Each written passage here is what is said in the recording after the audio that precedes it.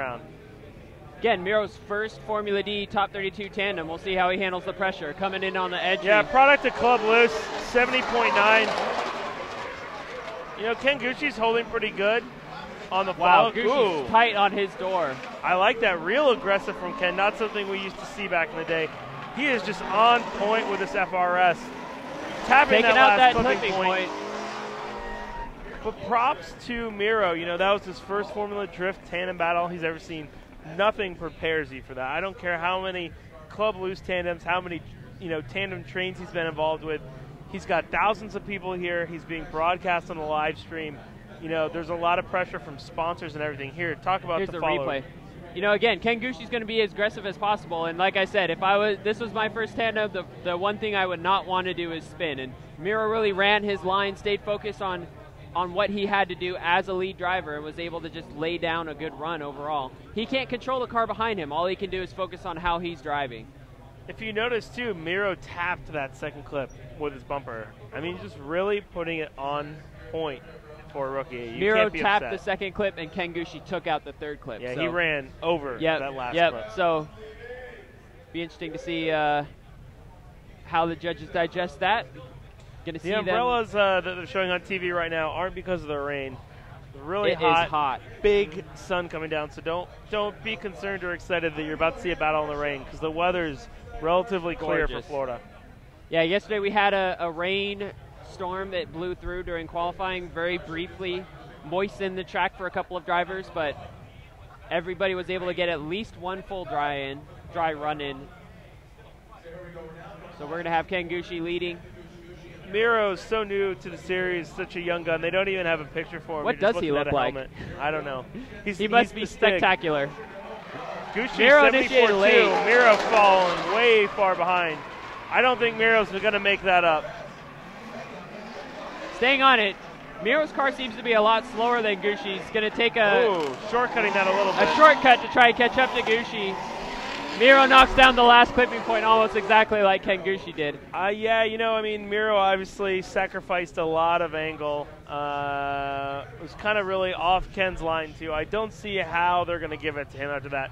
You know, great first performance. I don't want to discredit from Miro by any means. But here we go. Gucci coming in. Miro just fell way far behind. Gucci went way wide, right up against the clip. Gucci's perfect right here. You'll see Miro make a shortcut through here to try and make up some ground. And another one right there. Really no angle as they slow it down. And then he just kind of flicks the car out at the end. Now, while taking that shortcut might seem like a good way to catch up, it'll throw you offline for the last part of the track. Judges have made a decision. All three have voted for Gucci to move on.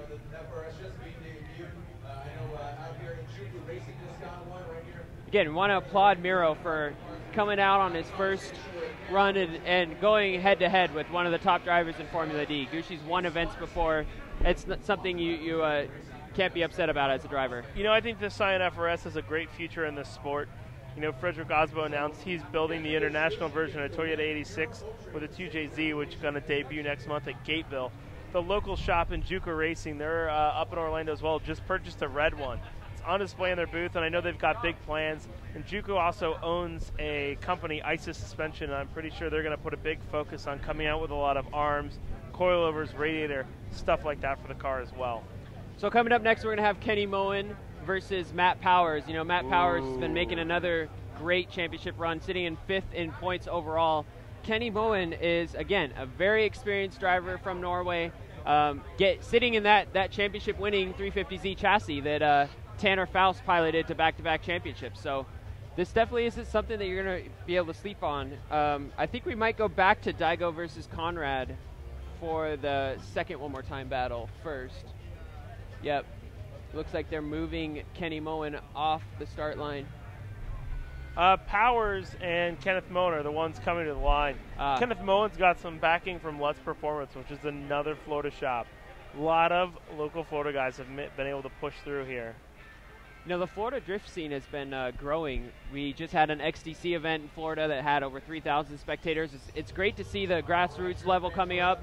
We just saw the Pro-Am, the local Pro-Am coming up, which is great to see. Yeah, something else to talk about too, NOS Energy Drink actually has a brand ambassador down here, Rob Fleming, who actually used to compete in Formula Drift back in the day with Enchuku Racing. Here we go, coming in on entry. Kenny Moen is going to be hitting 76 miles an hour on the entry.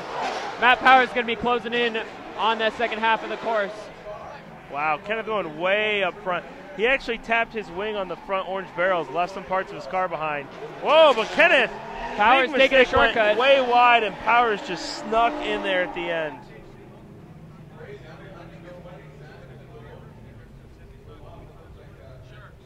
Yeah, it's definitely part of his wing they're picking up off the track. Why don't you walk us through the replay, Jacob? Yeah, so on this entry, 75 miles an hour, it's a great entry from Kenny Moen. Yeah, looks like it just fell off. The wing part flew off. It might not have been any contact. Coming through the rest of the course, Moen again just going to run his qualifying line. Powers is trying to make up ground the whole. You'll see him take a shortcut here, dive in on the inside to get in tight on Moen. Moen is very wide there. Yeah, I mean, there's no outside clip there. There's no reason for Moen to push that far. I mean, that was really a mistake on Moen. He really came out aggressive. He really had a big advantage, and then for some reason just couldn't bring the car in. You know, there's only 2 clips, and nothing's pushing you from the back, so there was no reason Moen should have been out that far. On the other hand, there's also no inside clip until the end of that other turn, so there's no real defined line through there. It'll be interesting to see how the judges weigh on that, since nothing was defined. But see them switch places. Again, because Moen was the higher qualifier, he led the first lap. Moen qualified 15th, Powers qualified 18th. Very close in qualifying overall. This should be pretty competitive. Here we go, coming off the start line. Matt Powers is going to be leading again on the right as you watch here on the live stream. That Need for Speed S14 is going to be coming in aggressive. Here comes Powers, 78.6, pretty aggressive, way deep into that first turn, but Kenneth is following him with no problem. Again, Moen getting very tight on the door. He's a great tandem driver, staying close, following that moving clipping point. Again, Powers went wide, Moen stayed wide. Yeah, Kenneth actually had to lock up his front brakes there, swing through to let Matt transition around. Overall, a pretty good run. I think that Moen might get the decision because I feel overall he was closer, but you know, Powers also made up some ground. Looking at the replay, you see Moen getting tight here and staying tight through the majority of the rest of the course. Enough room for the transition. Right here, Kenneth has a lockup. See it. Both drivers getting close to that outside wall. Yeah, but I mean, that lockup really saved Moen. I don't know if Powers would have had enough room to rotate around without that. So I think it's good for him that he was able to do that, even though they're going to probably count that as a small deduction. Moen's moving on. All 3 judges voted for Kenny Moen. So, which, interesting, Matt Powers was in 5th place in the championship, and they're now pushing him back as well. So it's given some